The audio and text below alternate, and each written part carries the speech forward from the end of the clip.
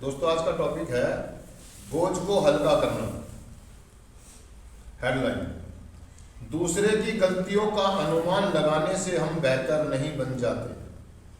हम बेहतर तब महसूस करते हैं जब हम अपने अपराध बोझ से मुक्त होकर अपनी जिंदगी को सुधारते हैं।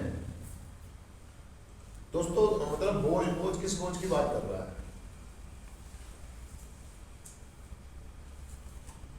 एक एडिक्ट ना, मतलब वो आगे चल के जो लाइन में बता रहा कि हम किसी को देखते हैं कोई कार चला रहा अपने तरीके से तो हमें प्रॉब्लम हो जाती है ना। कोई खाना खा रहा है तो प्रॉब्लम होती है, कोई डांस कर रहा तो हम देखते हैं ऐसे क्यों कर रहा है वैसे क्यों कर रहा है, तो प्रॉब्लम होती है। मतलब कहने का मतलब ये कुछ तो अपराध बोध जो हमने किए हैं कारनामे अपने नशे के चलते, है ना। और कुछ हमारे अंदर ना कुछ ऐसा हो जाता है कि एक आदमी ना वर्षा मतलब बहुत ज्यादा ना वो ईर्ष्यालु हो जाता है ना।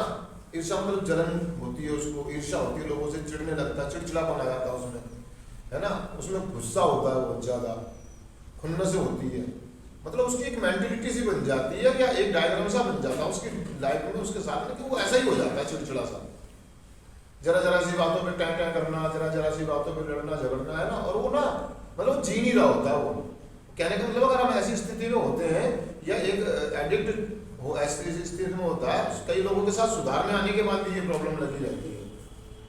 मतलब वो हमेशा प्रॉब्लम में ही रहते हैं, ये ऐसा क्यों है, वो वैसा क्यों है, ऐसा क्यों हो रहा है, वैसा क्यों हो रहा है ना। ये इसको ऐसे होना चाहिए था, कारण कि वो अंदर से खुद से ही अपने आप से परेशान होता है। वो अपने आप को एक्सेप्ट नहीं कर रहा होता है, अपनी बीमारी को अपनी प्रॉब्लम्स को एक्सेप्ट नहीं कर रहा होता है। जैसे कि हमें बताया गया कि हम अपने व्यवहारों को या अपने चारित्रिक दोषों को एक्सेप्ट करते हैं, है ना। हम कदमों पर काम करते हैं और कहीं ना कहीं हम इस बात को एग्री होते हैं या मानते हैं कि यार मैं हाँ ऐसा हूं, मेरे को प्रॉब्लम है, मैं बहुत जल्दी गुस्से में आ जाता हूँ, मैं बहुत जल्दी चिढ़ जाता हूँ, है ना। मुझे बड़ा बुरा लगता है लोग जब मुझे वेलकम ना करें या मुझसे बात ना करें या मेरी सुने ना। वो कहने का मतलब ये कि वो ना मतलब ये आध्यात्मिक है कुछ, मतलब अंदर से ना बड़ा अजीब सा महसूस करता हूँ, चिड़चिड़ा सा रहता है। और एकदम ना उसके चेहरे पे ना निखार नहीं होगा, फटकार से लगी रहेगी चेहरे पे ना, उसके चेहरे पे स्माइल नहीं होगी, माथे पे लागिरें बनी रहेंगी, हमेशा ही ऊपर के तोड़ियां पड़ी रहेंगी, मतलब वो टेंशन में रहता है। वो कह रहा है इस बोझ को हल्का करो भाई, इस बोझ को हल्का करने के लिए हमें कुछ टूल्स बताए जाते हैं, कुछ तरीके। उन टूलों का इस्तेमाल करके हम अपने आप को हल्का करते हैं। मतलब वो जो बोझ है, अब बोझ दिख तो नहीं रहा है, वो कह रहा है एक चट्टान के समान हमारे ऊपर इतना बोझ है कि एक चट्टान के समान है। किसी ने बड़े बुजुर्ग ने कोई सवाल किया था कि इस धरती पे सबसे भारी क्या है? पाप, घृणा करना, दूसरों के बारे में बुरा सोचना। मतलब वो इतना भारी है कि मतलब वो आपके अंतरात्मा की आवाज को, आपकी आत्मा को भी दबा देता है, आपकी ओरिजिनलिटी को भी दबा देता है। मतलब आप जो है वो दिखा नहीं पाते और जो दिखा रहे हैं वो आप एक्सेप्ट नहीं कर पाते हैं।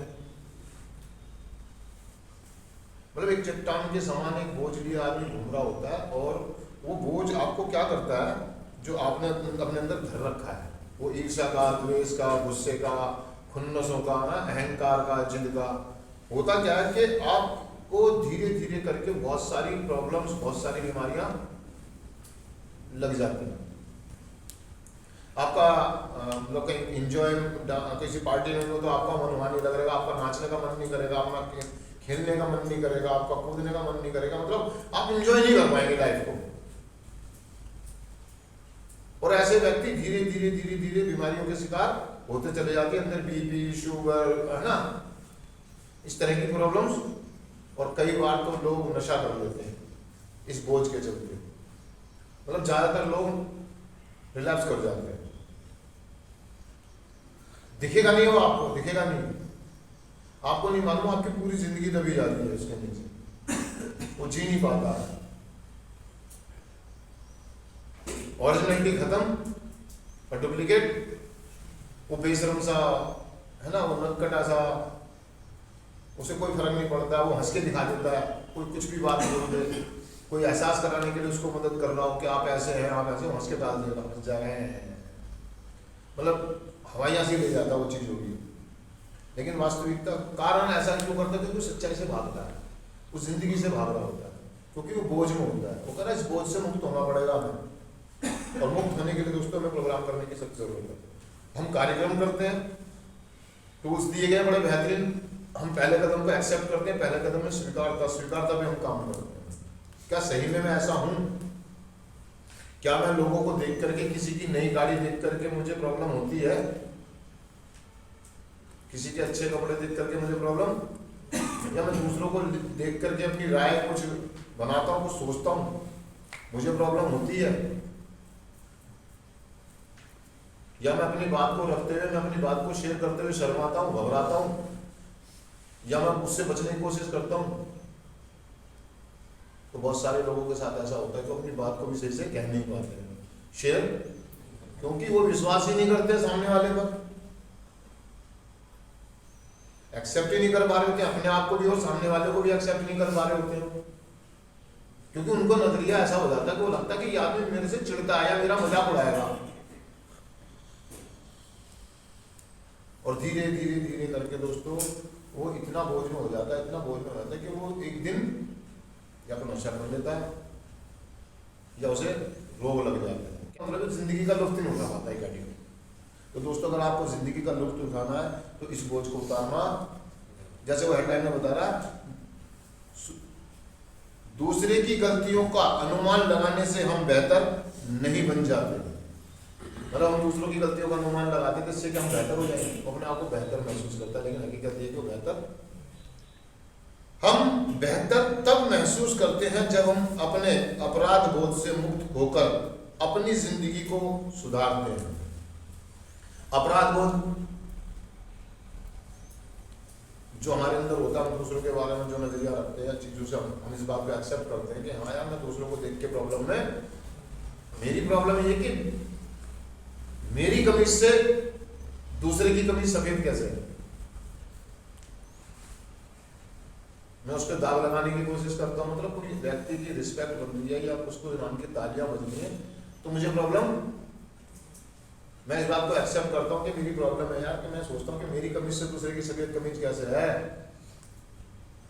और जब हम उसको शेयर करते हैं, उसके लिए मदद मांगते हैं, ईश्वर से प्रार्थना करते हैं, अपनी खुन्नसों को एक्सेप्ट करते हैं, तो हम दूसरों को माफ करना सीख जाते हैं, क्योंकि हम अपने आप को आईने में देखते हैं, और जब देखते हैं तो सही में उसकी कमीज सफेद इसलिए है क्योंकि वो एक्सेप्ट करता है, वो ईमानदार है, और मेरी कमीज पे दाग इसलिए है क्योंकि मैं बेईमान हूं। अब हम तुलना करना बंद कर देते हैं और अपने अंदर झांकना शुरू, हम दूसरों की गलतियां देखने की बजाय अपनी गलतियां देखना शुरू,